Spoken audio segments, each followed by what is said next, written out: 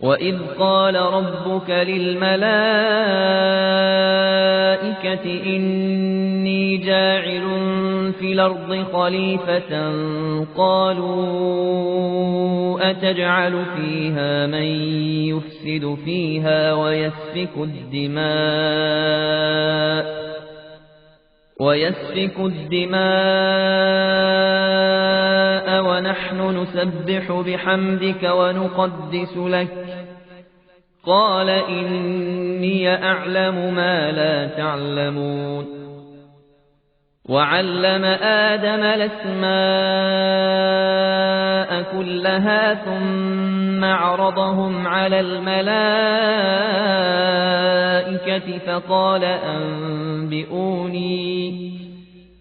فقال أنبئوني بأسماء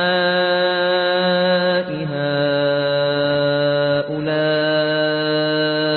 إن كنتم صادقين قالوا سبحانك لا علم لنا إلا ما علمتنا إنك أنت العليم الحكيم قال يا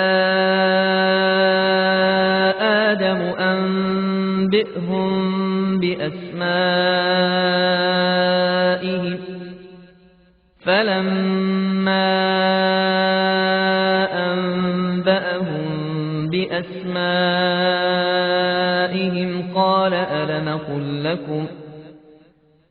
قال ألم قل لكم إني أعلم غيب السماوات والأرض وأعلم ما تبدون وما كنتم تكتمون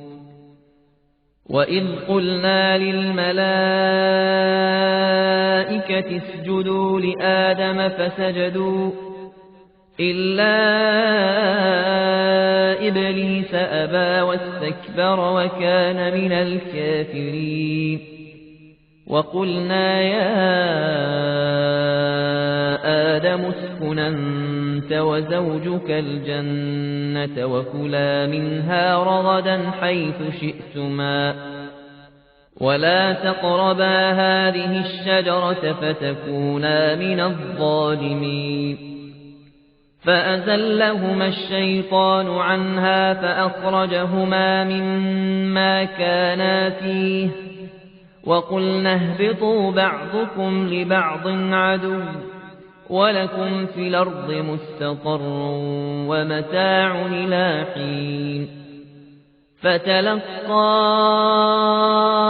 آدَمُ مِن رَّبِّهِ كَلِمَاتٍ فَتَابَ عَلَيْهِ